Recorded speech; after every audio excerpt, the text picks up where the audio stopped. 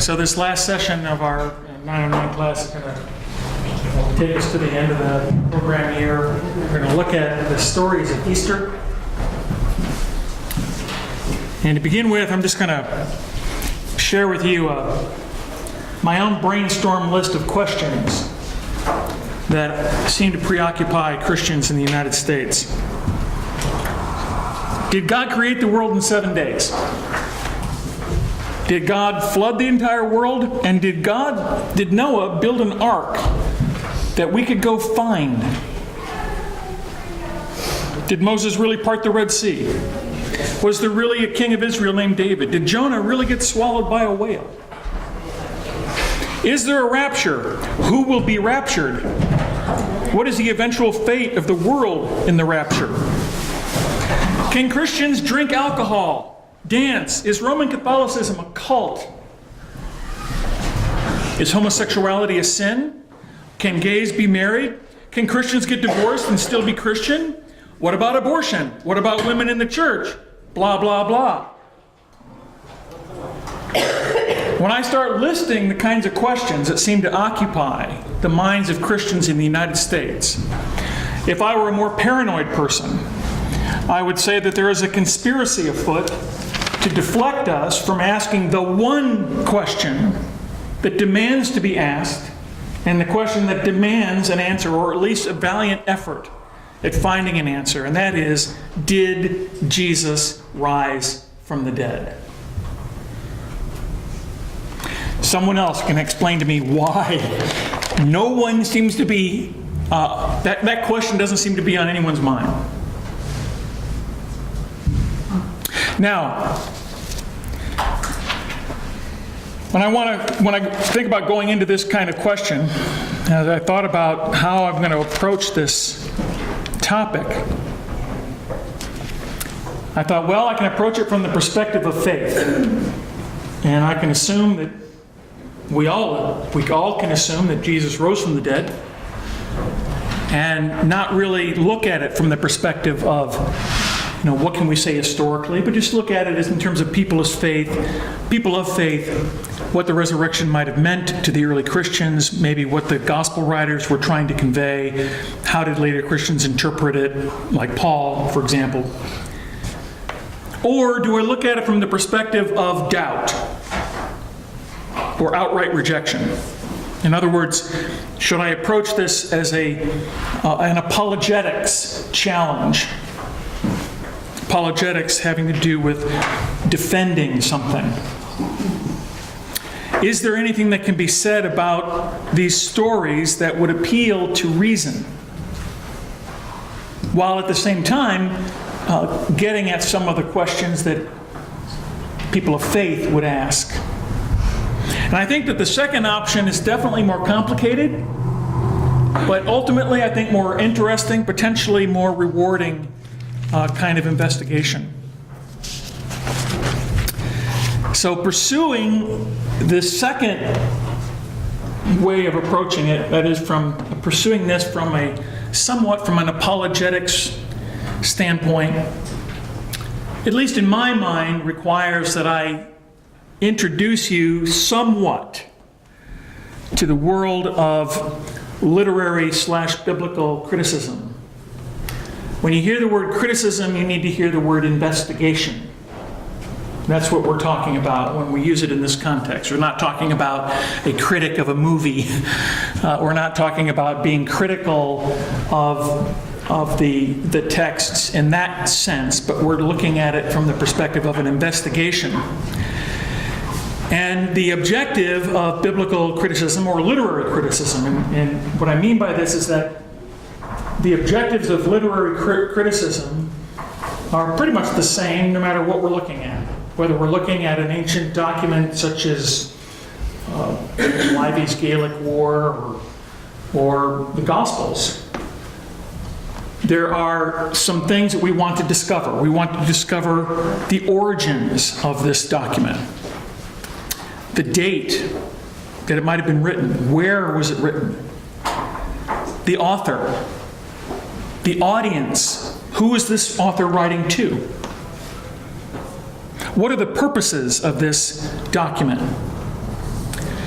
And additionally, this line of investigation seeks to determine whether the copies that scholars have to work with, because I don't care what ancient document we're talking about, we simply don't have any originals. We have copies. We seek to determine whether these copies have been edited, so that the objective there is to get to a best guess as to what the original form of the document might have looked like. Now, I'm not going to go into all of the ways in which these things are determined. My point is to prepare you that the Gospels are ancient texts and they are fair game for this kind of investigation. What I want to do is just give you a broad overview of the state of affairs of this line of investigation as it applies to the Gospels, and in particular with how it applies to the stories of the resurrection. So it's just more of a summary than it is an explanation of how scholars arrive at these conclusions. And I've gone over this again and again and again in an attempt to make sure, or at least try to make sure that I'm talking about this in ways that you can, that are understandable to you. And I don't mean that to sound condescending at all. I'm simply saying that as a seminary-trained person, I have a vocabulary that I use that is familiar to me. It's like anybody else, and it's not necessarily familiar to other people. So here's my best shot. So we're going to look at the summaries in terms of who are the authors of these documents, the Gospels, whether they are edited,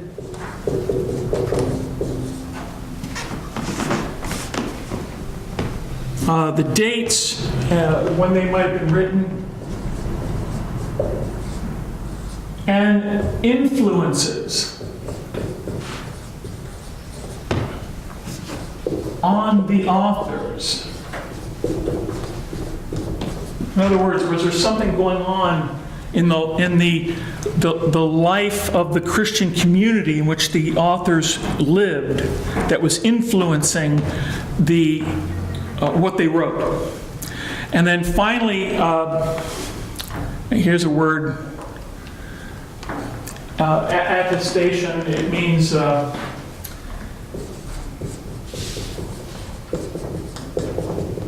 if I were to say the date of the painting was attested by an expert, what I'm saying is that an expert has said, yes, this is the date.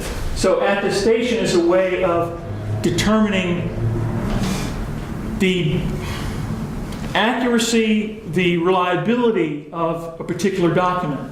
And one of the ways that that is done is the more copies we have of a particular document, the more attestation we have for that document. Now, first thing then, authors. Quite simply, Matthew, Mark, Luke, and John were not written by Matthew, Mark, Luke, and John. We don't know who wrote them. In the biblical scholarship world, the authors are referred to as the evangelists. The evangelist of Mark, or Matthew, or Luke, or John, or the evangelists, plural, when referring to all of them collectively. We call them evangelists because I think it's safe for anyone to say that the Gospels are written in part to share the faith, to proclaim the faith, and to spread the faith to others. That's why the authors are referred to as evangelists. And by the way, that would alert us to the fact that none of the Gospels are pure objective history. Yes? I also noticed you said ist, meaning more than one. So Matthew, Mark, Luke, and John individually, could they be written by more than one person, or one person per? Well, when we're talking about, like, if I'm talking about the Gospel of Mark, let's say that's all I'm talking about is Mark. And I say, well, the evangelist. One. Right. Okay. Now, does that mean one person? Well, that's a complicated thing to answer. And hopefully that'll become clear why that's complicated. Style of writing. It has to do with also sources that the gospel writers may have relied on. Those sources could have been oral tradition. It could have been a written form of the gospel that was earlier that's now lost to us. Don't know. So the subject of who the author is and how many of them are is complicated. But when we're talking about the gospels and I say the evangelists, I'm simply referring to the authors of all of the gospels. Okay. Let's assume for our purposes that there's one author for each gospel. Fair enough. Yeah. I don't want to derail the conversation, but I had heard or read somewhere that like Luke and Acts, they read different because Luke was a Gentile and had more like a classical kind of background, maybe and that the Hebrew style of the other ones was. And is there any truth to that? Because then would he have had maybe just a classical evangelist working with him, so his style of writing would have been different, or is that not true? It could be that the evangelist was dictating to somebody, so that someone else was writing it down. It could be that Luke was a Greek-speaking, familiar with that world, and the writing betrays that. Same could be said of John. The problem with going down these lines of thinking, though, is that one of the assumptions that are made about the kind of Greek that's being used, or the level of theological development, betrays a later date in writing. Well, I would challenge that assumption, though. I would challenge that assumption. I mean, for example, so one of the assumptions is that the Gospel of John is written in, say, 90, even later, 100 AD. And I for myself, probably would say, it's definitely written after 70 AD, I think. But just because John has more developed theology doesn't mean necessarily that it was written later. Why? Well, let's go to Paul. We got Romans written in 55 AD. Just because a document contains a developed theology doesn't mean that it was written late. Now, the problem with the later a document is to the events that it's describing, well, then in the biblical criticism world, the less reliable that document is. Okay? Or to put it another way, the more likely that document is being influenced by issues of that time period as opposed to trying to relay the issues pertinent to Jesus in his day. Okay, so secondly, all of the Gospels show signs of editing. Now, what exactly is original and what exactly is edited is highly contested. But perhaps the most universally accepted example of editing is in the Gospel of Mark, the last chapter, 16 verses 9 to 20. Virtually any Bible you pick up, when you open it up to Mark and get to verse 9 of 16, there will be right there a sentence saying, most early manuscripts do not include this. Now, in my humble opinion, I think 9 through 20 shouldn't be there. I mean, it's so universally accepted, Mark did not write it, it just simply doesn't belong there. Why is it still there? Well, you tell me why it would still be there. I mean, because Christians would have apoplexy, there would be a revolt, and, the world would end, and Jesus would come, and all kinds of bad things would happen if we took it out. So there it is. And so instead of taking it out, now our Bibles simply have this disclaimer. Now, that's just an easy example of something, a sign of editing. From there, it gets a lot murkier. When the Gospels were written, well, like I said, the later in time we get, then again, the assumption of biblical scholarship has been that the less reliable the document gets, or to put it in not in the negative but in the positive, the more likely it is conveying influences pertinent to that period of time as opposed to just reporting what was happening in the life of Jesus.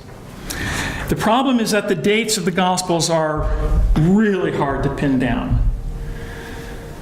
So we could say, for example, well, many or most of Paul's letters predate the Gospels. Paul, none of his letters indicates that he has even any awareness at all of the existence of Matthew, Mark, Luke, and John. That doesn't mean they didn't exist. It may very well have been the case that they were, Mark, for example, which is most people consider to be the first gospel, may have been in the process of being written. Or maybe it was written and just in the process of being circulated. It just hadn't gotten around yet. Paul was in jail for quite a long time. Maybe he just Paul was in jail. had his hands on it. And that could be the case too. There are all kinds of explanations for why Paul might be unaware of them, which is to say that it isn't necessarily the case that we need to date the Gospels after, say, Paul's latest letter. But that's what scholars tend to do. And the problem with dating Paul is that, well, depending on who you're reading, it could be dated his first letter could be dated as early as 48. And his last letter could be dated as late as 67. Most are sort of in between those. So somewhere between, say, 50 AD to 58, 59 AD, or 60. So when Mark was written, in this theory, would determine when Matthew and Luke were written, and that's because scholars think Mark was written first, then Matthew, and then Luke, generally speaking. So what are the dates? I would put Mark in the early 60s. I put Matthew in the mid-60s, and Luke in the later 60s, all of them written in that decade. John probably written somewhere around 80 or 90. But the argument has been made and continues to be made that it was written before 70 AD. Now, why 70 AD is important? Can anyone tell me why? And that when the temple fell? Yes. It's a fixed point in history. So if we know that Rome destroyed the temple in 70 AD, then we might look, for example, at when we're reading the Gospel of Mark, and we read chapter 13, which has been called the Little Apocalypse. Some authors have speculated whether that chapter is actually a theological reflection of the destruction of the temple. I disagree with that completely, and so do a lot of other scholars. But that's one of the things that scholars do when we have a fixed date, is they'll begin to look for evidence that the authors of a particular document are aware of this event, and that it reveals itself in their writing. Are you with me? You all know that Matthew, Mark, and Luke are called the Synoptic Gospels. Are you? Right? I am. Why? Why are they called the Synoptic Gospels? Synoptic has to do with similarity. So when you put Matthew, Mark, and Luke side by side, you go, wow, there's a lot of similarity here. Well, that's actually called the synoptic problem. And the synoptic problem is based on an assumption that I'm going to try to help you debunk. The assumption is that when you have documents about the same thing by different authors, but they have similarities, then the assumption is that these authors have access to some source of these events that's common to them. It could be oral tradition. It could be a written document that was available to them and is now lost to us. In various places, that hypothetical written document is sometimes referred to as Q. From the German Quell. I'm not sure I'm pronouncing that right, and it means simply source. So, the way this theory goes, that the presence of similarities suggests that there is some other source that Matthew, Mark, and Luke are using. So let's just say Q is either written or oral. Matthew, Mark, and Luke, writing separately, are drawing from Q. Another part of this theory is that because Mark is written first, Matthew and Luke had access to Mark and are relying on Mark for parts of their gospel.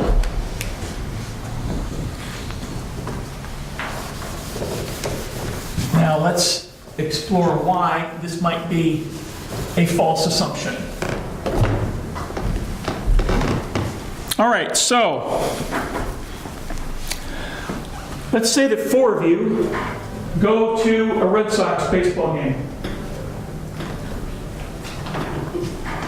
Who's the arch enemy of the Red Sox? Yankees. Okay, so it's the Yankees versus the Red Sox. And after the game, the 4 of you are going to write a story about your experience of that baseball game.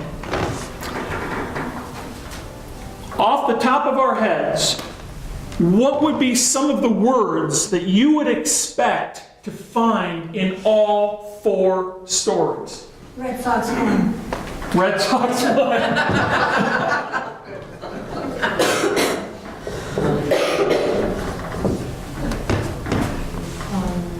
Yankees, something.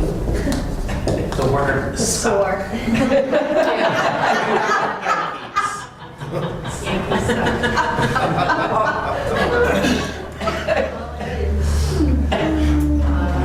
This How many is stations? How about baseball? Base, umpire, Run. first base, second base. I mean, all kinds. I mean, we could just come up with a whole list of things that we would expect to find in all 4 of these stories. Does that mean that, let's say that Matthew, Mark, Luke, and John went to this game?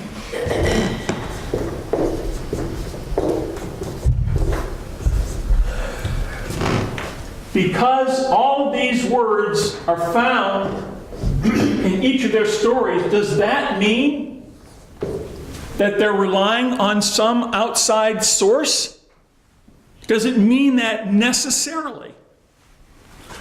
Or is it the case that, well, how do you tell a story about the Red Sox versus the Yankees without using these common words? How do you tell that story?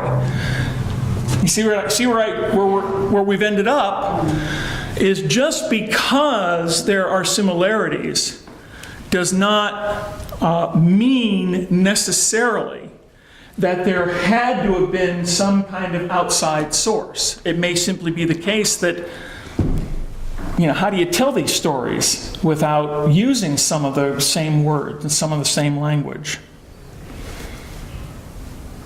Can I just ask, when you say back to the authors and the dates, so if the dates were like in the 50s, are you saying that the evangelist sources actually went to Matthew, Mark, Luke, and John to get these? If there wasn't a source? Like Q. Were they alive at that time? Where Matthew, Mark, Luke, and John are alive. Yeah. Possibly, but let's assume Mark is written in 60 AD. That puts him what? Jesus died at 33 AD. So that puts Mark 27 years, roughly 30 years, give or take, after the events of Jesus. So if the author was alive, they were children when Jesus was crucified. And it may very well have been the case that they weren't born yet.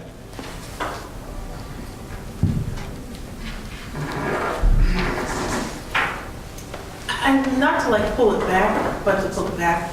I'm not really sure why you say that they are not the authors. That Matthew, Mark, Luke, and John didn't actually write them. You mean the disciples, Matthew, Mark, Luke, and John, Yes. because of the date that they're written. So if Jesus died in his 30s, and it was 33 AD, and let's say his disciples were roughly the same age, 30 years later puts them at a point where, yeah, maybe they were still alive and able to write them, or maybe even to dictate them. It could be. What I'm really doing is simply summarizing the state of affairs of what amounts to 19th century and early 20th century biblical criticism, and the conclusions that people have made about this line of investigation for 100 years, give or take. And one of those conclusions has been that Matthew, Mark, Luke, and John didn't write them. Now, I submit to you, so what? I mean, let's just assume for a minute that we could prove that no disciple of Jesus wrote them. So what? I mean, what does that do to the Gospels? Once you understand how oral tradition works, and once you understand a little bit more about how biblical criticism works and how we can determine the authenticity of an original, what the original story might have been, then the higher the confidence level I have, and people like N.T. Wright have, that no matter who wrote it, that what was written is an accurate reflection of actual historical events. So in that sense, it doesn't matter who wrote them. What matters is the story. What matters is the content. What matters is whether what we have in front of us is taking us back to something real and to someone real. And I say the answer to that is unequivocally yes, that from a biblical criticism point of view, we can say with a high degree of confidence that these stories are telling something about a person who actually lived, and that this person did amazing things. And that whatever else we can say, something amazing happened to this person after he died that caused Christianity to onto the scene. It becomes incredibly difficult to account for how Christianity started the way it did unless something happened to Jesus that caused these people to go, wow. Okay. Could you say the same thing then about Q? You know, if Mark really had Q that he built his off of, and then Matthew, Luke, and John had Q and Mark. Well, we got to put John out. We got to put John out here somewhere. Yeah. Matthew and Luke had Mark and Q to work on. Does that really matter? Like if Q existed or not? Right, because they could have read the Red Sox summary in the Boston Globe by Dan Shaughnessy. Right. And they all have a different perspective on it. And you're right. You're right. I think that if the gospel writers had Q and were relying on an outside source, does that matter? No. And I would say that my point in this exercise is basically to say that I think that the assumption that if there are similarities in a document by different authors about the same thing, that doesn't prove anything. That doesn't prove that there's an outside source. And it may very well be that what the authors are describing has some connection to real history. Now here's where it gets really interesting. I'm getting a little bit ahead of myself. The synoptic gospels are synoptic up until the resurrection, when they're not so synoptic. So in other words, these similarities that exist between the gospels all but disappear in the stories of the resurrection. It's as if the gospel writers went out of their way to write something that would be completely different from anything that anybody else had ever written. And how do we account for that? So I'm getting a little bit ahead of myself. So the very theory of similarities point to an outside source and discount the likelihood that the writer was either an eyewitness or using an eyewitness source. Well, all those theories just fall away when we get to the resurrection, because their similarities are almost non-existent. And the similarities that do exist are the kind that we just went through. Red Sox, baseball. I mean, they're not the kind of similarities that really matter. We're talking about things that are very, very different. But I'm getting ahead of myself, so we'll be back to this. John, why were Matthew, Mark, and Luke chosen the other three as opposed to the Gospel of Thomas? All right, I'm not going down that road. I'm not going down that road. That's a subject for another time. That's a subject for another time. So, then the resurrection problem. I'm trying to bring us to where, and again, I'm simply trying to convey the landscape of biblical criticism to which N.T. Wright is entering the scene, him among others. So when we take all of this stuff, especially this part, and apply it to the stories of the resurrection, this is the line of thinking we get. Hopefully, I've laid this out well, and you can follow this. First, we know that Mark, at the earliest, was written about 30 years after the death of Jesus. Secondly, we know from Acts and Paul that by that time, churches had been founded in various places in the Mediterranean world. We know also from Paul and Acts and other external sources like Josephus that those early churches had various issues that concerned them. So, for example, Paul's first letter to the Thessalonians might very well be his first letter.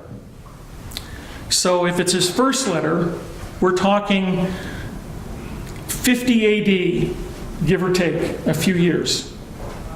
And already by then, Christians are being persecuted and killed, and Christians are dying, and the significance for that has to do with a belief that Jesus was going to be returning real soon before people would start dying, and then they started dying. And one of the things that Paul tries to address in this letter is, or what he tries to do is calm the fears of the Christians in Thessalonica to not be too concerned about people dying before Jesus returns. So there are all kinds of issues going on in these churches. So, among these 19th and early 20th century scholars, an assumption gained widespread acceptance that the theological and pastoral and political concerns of the Christians in the 50s and 60s heavily influenced the evangelists. So much so that a consensus emerged that the resurrection narratives in the Gospels are in essence fiction. They were stories that addressed the concerns of early Christians facing persecution and death. In the last 20 years, there has been a great deal of pushback among biblical scholars, N.T. Wright being one of the most well-known and respected. I'm going to come back to him. By the time we're all done, I want to tell you about my life in seminary and how it is that anyone graduated with any faith at all. I'm wondering that just from the first half of this. Yeah, well, you have every reason to wonder. The last thing I'm going to say has to do with attestation. This is the good news in all of this. So attestation. One of the aspects of attestation, of textual attestation, is that the more copies we have of a document, the more reliable we can be in our assumptions about the original, because we have so many to compare with.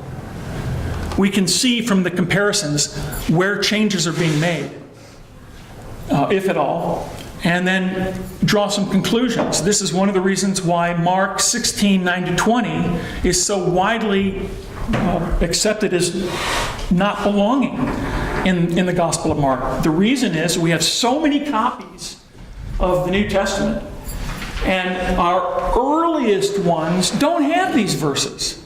It's like suddenly poof, they appear out of nowhere, like hundreds of years later. So, I mean, it's not like we're talking, well, they poof appeared in 100 AD. They didn't appear until a couple hundred years after that.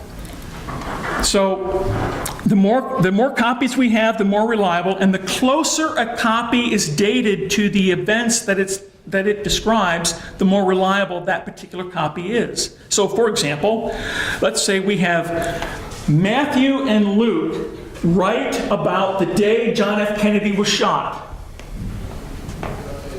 And we have 100 copies of Matthew's version of the day John F. Kennedy was shot. And we have 25 copies of Luke's version of the day that John F. Kennedy was shot.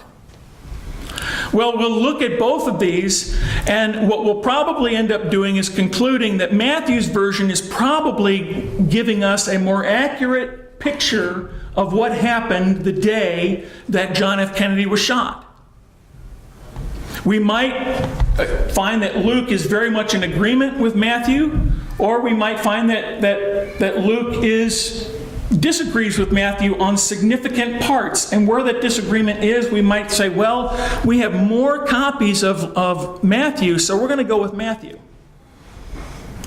And to add weight to all of this, let's say that of the 100 copies we have of Matthew's version of the day John F. Kennedy was shot, 30 of them are dated 10 years after he was shot. 25 of those were dated 20 years after he was shot, and 45 copies are dated 30 to 40 years after he was shot.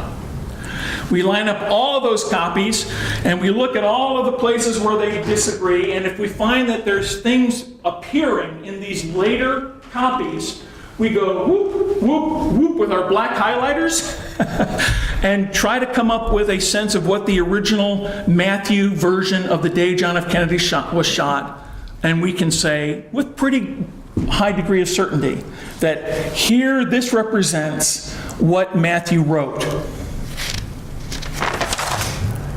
Now, buckle your seatbelts.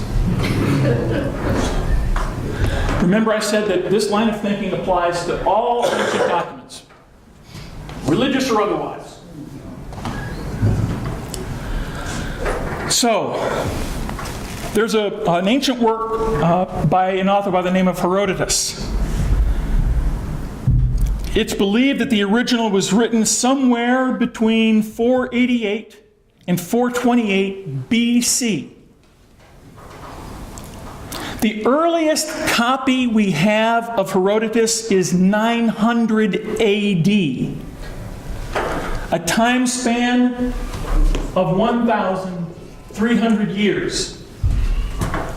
And how many copies we have? 8. Thucydides, another ancient work, written 460 to 400 BC, earliest copy again in 900 AD. another 1,000, roughly 300-year gap, and we have 8 copies. Tacitus, written about 100 AD. The earliest copy we have is 1100 AD. That's a time span of 1,000 years, and we have 20 copies. Caesar's Gallic War, written between 58 and 50 BC, earliest copy around 900 AD, time span of 900, and we have 20 copies. Livy's Roman History, 59 BC to 17 AD, give or take, another earliest copy 900, another 900-year time span. Actually, sorry, this one's 9 to 10 copies. This one is 20 copies. Now, the New Testament.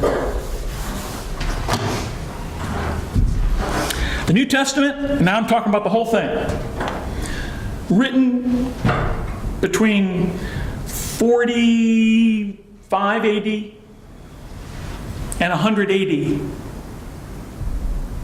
The earliest copy we have is 130 AD, but that's partial manuscripts, partial.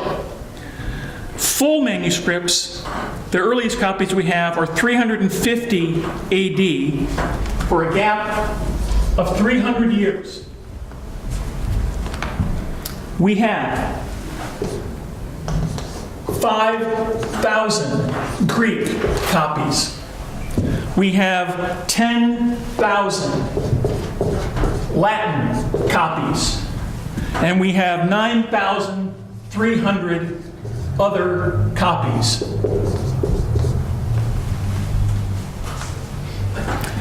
All of the other documents that I mentioned are accepted by scholars as authentic. The late theologian F.F. Bruce, where I get this information from, wrote, "There is no body of ancient literature in the world that enjoys such a wealth of textual attestation as the New Testament."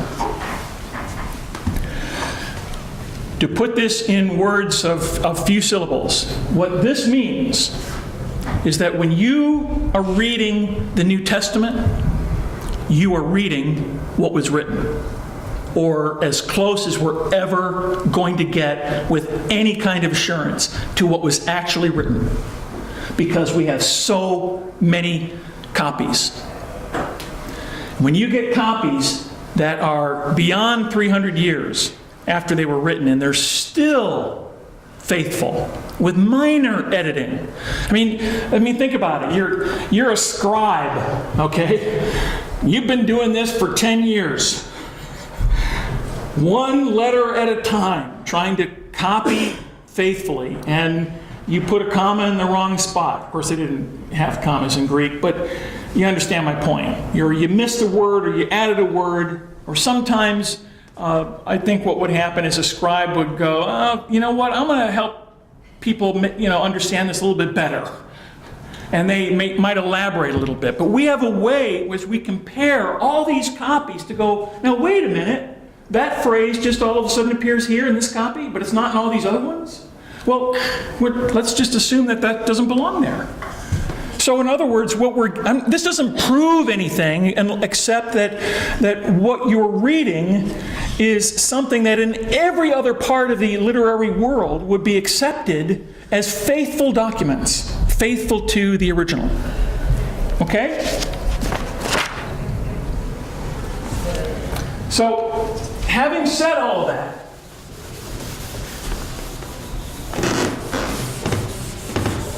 we have to be honest with ourselves about the topic of the resurrection. And this is what we have to. We have to be brave enough to admit that our question, did Jesus rise from the dead, cannot be answered empirically. by the very nature of the resurrection. There isn't anything in a tomb to go find, right? There's no archaeological evidence. There isn't anything we can go dig up. All we have are stories, accounts. And so an affirmative answer to our question is always going to be arrived at as a matter of faith, but not blind faith. We can ask all kinds of questions, the answers to which, while not amounting to proof, will amount to grounding this so much into history that the real question becomes, explain how Christianity arose the way it did if Jesus didn't rise from the dead. Now that's not proof, but where N.T. Wright takes us is to this place where it becomes virtually impossible to explain how Christianity rose the way it did unless the first followers believed. And therein would be the asterisk. That those first Christians believed that Jesus rose bodily from the dead. Now, I was going to tell you a little bit about seminary. When I graduated from seminary, I had no idea. I'd never heard of N.T. Wright. I graduated from seminary in 1986. And so the biblical scholarship that I'm talking about was what I was taught. All of the miracles are explained away. The resurrection stories are explained away. All kinds of explanations offered as to account for these stories about the resurrection. Theories developed and trying to explain how it might be that people actually would believe that someone rose from the dead even though they didn't. And so people like me, and I guess what I mean by that is people who still had some semblance of faith by the time we graduated, believed that something about what we were taught was skewed and one-sided, but we didn't have the skills or the know-how to find an alternative way of thinking about it. There were other theologians out there, but we weren't exposed to them in the seminary world. I mean, there were plenty of theologians. Now that since I graduated, I've discovered that there are plenty of theologians who wrote around the same period of time as these other scholars. Basically, they were refuting this line of scholarship that I've just described to you, but I never read them, and they weren't Anglican. And the ones that were Anglican were not accepted from an academic point of view. People like John Stott or C.S. Lewis, although living and writing within the academic world, they were not accepted among academic biblical scholars. They weren't taught in seminary, in other words, as people who had anything to contribute to an academic level discussion of the biblical world. So enter N.T. Wright, who is not only Anglican, but is indisputably accepted as a scholar and as a scholar's scholar. And so widely accepted that, and he even crosses the aisle. In other words, one of his best friends is Marcus Borg, who is, in terms of the theological conclusions about the New Testament, is the polar opposite of N.T. Wright. And yet they're best friends, or very good friends. So if you're wondering why I talk about him so much, well, that's why. Because, I discovered N.T. Wright around 2000, 2001. So that's a long time after seminary. And ever since then I've read everything he's ever written. I mean, everything. maybe not page to page, cover to cover. His academic stuff I treat more like a resource book. I've got sections that I have to go back and read, but parts that I've read and parts that I've read and reread. So I know it may sound, probably does sound like I'm not that very well read. But once I started reading N.T. Wright, and I'm looking at all of his footnotes, and I'm looking at all of the bibliography that he provides in his stuff, and I'm like, this guy is so well read and so well researched and so thought everything out that at least for now, I don't have the time to read everybody else. I'm just going to rely on him. So anyway, for me, it was a miracle at one level. Any questions? I guess I'm running out of time. Yeah. The handout on your table is basically a resource that you can take it home if you want, but if you take it home, please remember to bring it back with you. It represents the 4 gospel accounts plus 1 Corinthians 15 and 1 Thessalonians. Paul does not give us an account of the resurrection like we have in the Gospels, but he does have a resurrection account. And because Paul is written before the Gospels, we can look at, say, what he has in 1 Corinthians 15. In what? That's verses 1 to 7, I think, or verses 1 to 7. So one of the theories about verses 1 to 7 is that Paul is quoting something. It may be a statement of faith. It may have been like a creedal statement that people were saying by the time Paul started writing his letters about the resurrection. Think of it similarly to Philippians chapter 2, verses 11 and following. It's sometimes referred to as the Philippians hymn. Have this mind among yourselves, which is yours in Christ Jesus, though he was in the form of God, did not count equality with God something to be grasped, blah, blah, blah, blah, blah. The way that's written sounds to scholars as they read his Greek and compare it with that Greek that it's like all of a sudden, poop, he's plopping something in there that he's quoting. Maybe it was a hymn. So we've got Paul and his very brief account of the resurrection, and then we've got Matthew, Mark, Luke, and John. And the first thing to note about Mark, if you haven't noticed it already, is we have no appearances of Jesus in the Gospel of Mark. We have an empty tomb, and the Gospel ends. And then in Matthew, we get an appearance. And then in Luke, we get more appearances. And then in John, we get more appearances.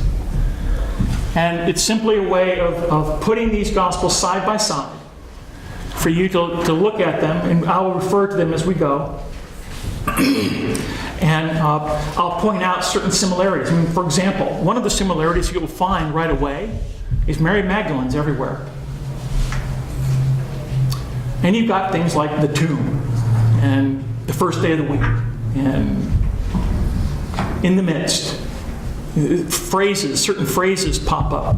But these phrases are the kind of things that you would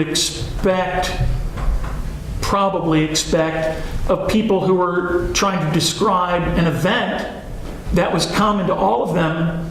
How are they going to describe it? I mean, if maybe the phrase, the first day of the week, is there because it happened on the first day of the week. Yeah. And not for some suspicious ulterior motive. In other words, not as it's not a theological statement. Now, let me just say, why would the first day of the week be a theological statement? Well, because we have Sunday, our day of worship, as the first day of the week. Yeah. But it was Friday into Saturday. Well, It's a new day. it's a new day. I mean, you could argue, I suppose, that the reason they have Jesus rising on the first day of the week is because it's a symbolic way of saying a new day has dawned. As opposed to, well, he rose on the first day of the week. That's why it says first day of the week. So some of these assumptions get kind of, what's the word I'm looking for? We can be suspicious about the suspicions because they're a little bit too convenient sometimes. Yeah. I was just going to go back to your first statement, or your opening statement, that like people don't talk about this, you know, you talk about all the other things. But I think this is a huge issue for non-believers. I heard that. Oh, absolutely. Around Easter, I remember being at Walmart behind somebody who was like, oh, here comes zombie day. You know, you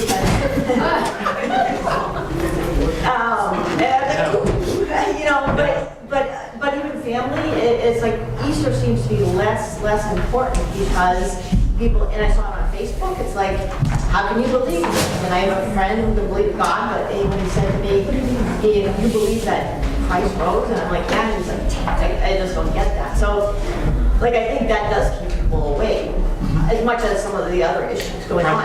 But maybe I assume you're right, that if somehow we could have that conversation. Yeah, it's not an easy conversation to have because I think ultimately what it takes is a serious inquiry. And that people who have questions can either question it and dismiss it out of hand, or they can actually do some work. And it would take work. It's simply not, I couldn't, even with all my training and education, stand and talk to someone who has no faith and explain to them in 3 minutes why we might really be able to accept the possibility that someone did rise from the dead. At least from an historical point of view, that it becomes much more difficult to explain Christianity if he didn't rise from the dead. And there are lots of reasons why it becomes difficult. From an academic, historical, biblical, thoughtful person's point of view, how do we explain it? But I can say that to someone who has no faith, but it doesn't mean anything unless they're going to go and do the work themselves and look into it. Yeah. If he didn't rise from the dead, how would he have appeared to Paul on the road to Emmaus? Well, Some people would just say he did. yeah. The answer to that would be, well, he didn't. He wouldn't have made 4 journeys. He wouldn't have done everything he did if he didn't have something happen to him. Yeah, I agree. It becomes really difficult to explain how the disciples, for example, were willing to suffer persecution. I'm getting way ahead of myself, but I mean, let's suppose Jesus didn't really die. That's one of the theories, is that Jesus didn't die. They took him down from the cross and he recovered. Well, first of all, he wasn't going to recover in 3 days. And second of all, no one is going to get, jump up and down, hallelujah, a miracle has happened, because they're now looking at a half-dead corpse with mutilated flesh all over the place and say, oh, look what God has done. That what they might say is, how could the Romans have been so stupid? How did those experts let someone come down off the cross who wasn't dead? But there you go. I gotta stop. My wife's gonna go, where are you?